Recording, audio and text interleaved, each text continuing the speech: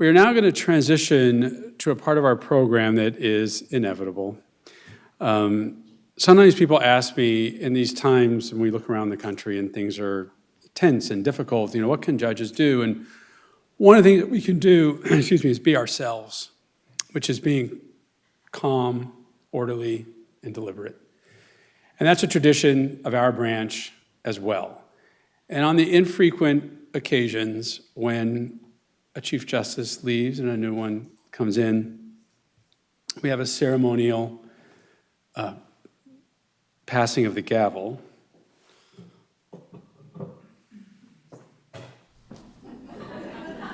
Should have read the stage note first. Gavel on table. So as 2022 draws to a close, so does the tenure of our visionary, brilliant, energetic, wonderful leader and Chief Justice. What was wrong with me today? I don't know of another chief, probably, who came in during one of the worst, we call it a recession to be polite, it was a depression. If you ask people who were alive during the Depression, they'll tell you, this feels like a depression, not a recession. She came in, it was a mess. And she, towards the end of her career, because the universe wasn't finished, came the pandemic, the once-in-a-century pandemic. And during both of these crises, she was able to lead, guide, cajole, while at the same time she was building, helping us, leading us to build a modern branch that we can be proud of and leave to our progeny. And she did that with such style and grace. And she got us to where we are today. She has a partner in crime and all this I'll get to later.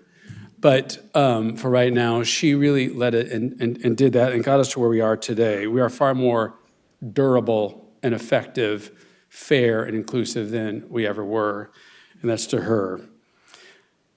And as these things happen, when you're dealing with people at that level of genius and creativity, there comes a time for other challenges, and our chief has accepted other challenges, and to serve the public in a new way, and she'll be the president and CEO of PPIC, and they don't know what they're in for. It's gonna be great. I mean, I will just say this. One of the great things about being on the council and about working with her has been you don't know what the day is gonna hold. You just don't know what the next phone call is going to be. It has been an exciting and an incredible run, made only the sweeter by my four colleagues, the internal chairs, and of course, all the rest of the Judicial Council, and of course, the amazing staff. But it has been an incredible run.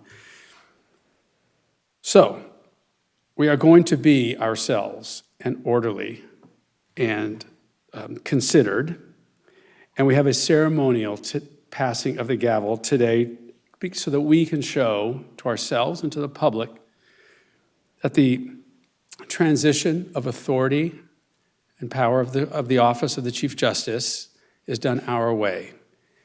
Not a lot of drama or controversy. It's just really smart, elegant, considered people, respectful of democratic institutions and what it is that we stand for. So if I could, I would ask our Chief Justice, current Chief Justice, to come to the stage and say a few words.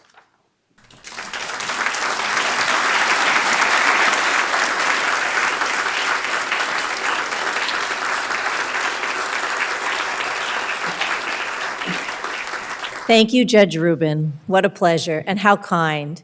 First, I would be remiss if I failed to congratulate and tell you all of the winners tonight how inspired we are from your work and how grateful we are for your work.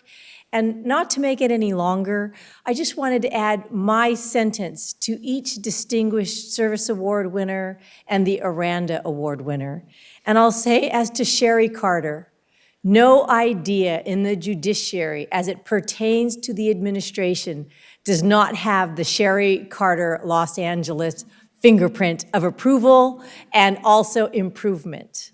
As to Diane Cummings, let me tell you, in the early years of 2011 to when, even now, if you could get a sit-down interview with Diane Cummings, that was the hottest ticket in the Capitol. And judges would brag, Diane and I are meeting. And I would call Martin, how is that possible? How are they getting a seat, an interview with Diane Cummings? And so Diane had to cut off the funnel at some point. But she was truly the hottest ticket, because Diane was the visionary, the guru, the medium, the answer to all of our budgetary questions. First, you got to go to Diane. Sorry we exhausted you, and we hope we're not the cause of your retirement. Brenda Harbin-Forte, in this branch, you cannot speak about diversity without saying Judge Brenda is the brainchild of diversity. And we talk about it now with DEI, and I know we do, and I always say, oh, you got to talk to Judge Brenda first, because I will always remember your leadership and how you brought us all along. And you were the first voice with others, but the first voice to talk about the significance of that to the judiciary and social equity issues. I want to speak to Nancy Eberhardt, who has been a strong leader. It's true. The judiciary runs on the CEOs. The trial courts run on the CEOs. They are the business aspect. And Nancy Eberhardt was strong and supportive and led the way. And of course, there is Judge Joyce Heinrich. I see you hiding behind Judge Brenda Forte. Thank you for staying the extra year. Thank you, Judge Desautels, for being the strong co-chair. Thank you for your strong leadership. It's true, people's heads were coming off during COVID, but we could always rely on you to be strong and inclusive and lead the way and calm people and go forward. I heard a lot of report backs about how you were in this position, and you were truly the person we needed at the time to bring that message to the trial courts. And as to Judge Bobby Tillman, let me just say your exemplification of fairness defines us. It defines us. You're right. There is no point in access without fairness, and you've exemplified that your entire life through the work you do. Now, as to the passing of the gavel, I was saying to Chief Justice-elect Trish Guerrero, I've never seen that gavel, but I will say this, right? She calls it, what do you call it, Trish? The hammer of? My son calls it judge's hammer. The judge's hammer. They were little. Yes, and it's true. And we also know that the hammer is how we begin and end certain proceedings, and the hammer calls to attention, and it can be very light, and it can be very heavy. And oftentimes it's crystal or glass, and there's a reason for that, because it's wielded very carefully. And I am telling you, with this gavel passes the exemplary leadership of the Judicial Council, the vision, the collective wisdom of the 5 chairs, all of you on the administrative side. This is the administrative side of the Chief Justice's role. And it's completely rewarding because of the people we work with. And because Martin Hoshino, he's honed the edges. He's made us where we need to fit in, and he's made us aerodynamic when we wield the hammer, Trish. But I will say, I can hear it, and I can hear it singing, because it's going to you. Because you have leadership skills and experience in the civil, family law, criminal world, because you have such a record as a lawyer, as a trial judge, as an appellate justice, and on the Supreme Court, that this handle is made for your hand and your print, because you are going to be so wonderful wielding the hammer, either as a crystal gavel or also as a light or heavy, as I know with your intuitive wisdom you will see the need at the time. So it is my pleasure and honor to pass this gavel to you with all of your wisdom and the goodwill of the council, because I know that it is in our DNA to be and fair with access to justice. So Chief Justice-elect Patricia Guerrero, for you, please.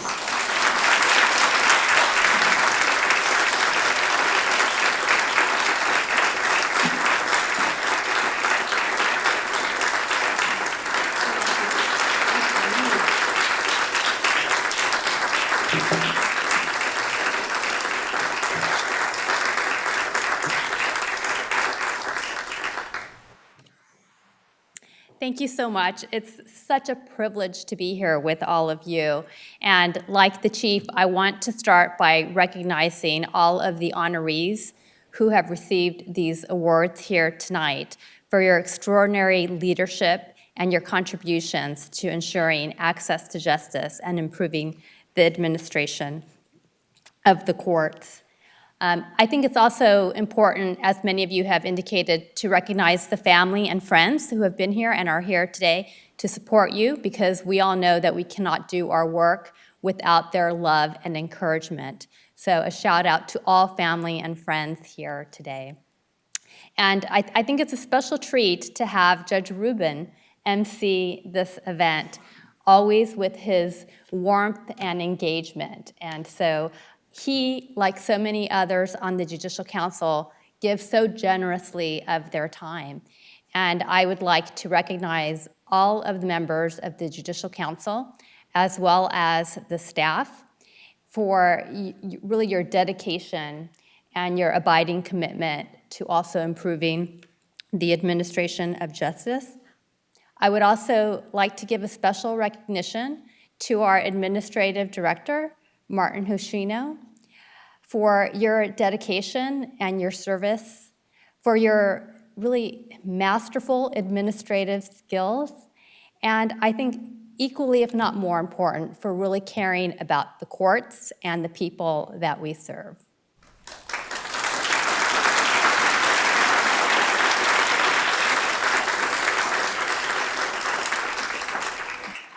Best wishes to you in your retirement.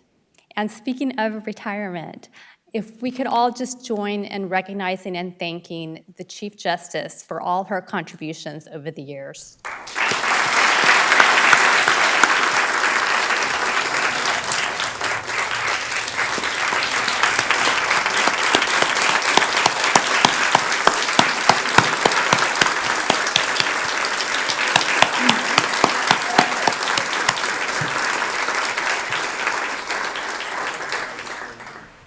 Thank you, Chief, for your tireless efforts in improving and promoting access to justice. And really, all of your accomplishments, there's too many, really, to outline in the time that I'm allotted here today. But I wanted to really stress some of the themes that I and others have witnessed during your tenure. And I wanted to thank you for your steady and your visionary leadership as you have championed important improvements and reforms in the quality of justice that we provide to the diverse communities that we serve. You have promoted, as we have heard, access to justice for all Californians, and you have advocated for adequate and stable funding for an independent and fully functioning judicial branch. As we heard, you've done this through extraordinary, really extraordinary circumstances. It's hard to even fathom that one person can do that much under the circumstances, bookended, as we have heard, by a great recession and then a pandemic. During all of that, you have done this with a special mix of grace, strength, and resilience.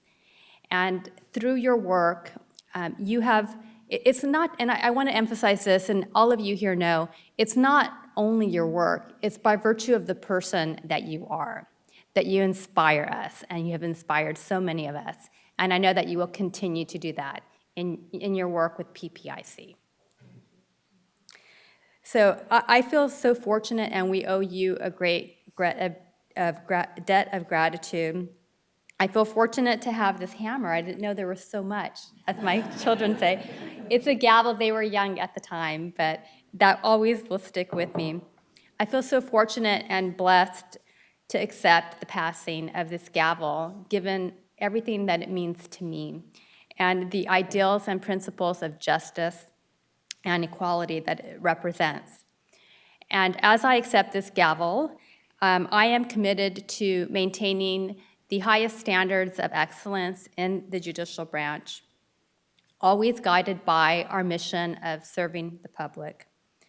And I also will continue to look for ways to improve the branch's fairness, its efficiency, its effectiveness, its transparency, diversity, and also accountability.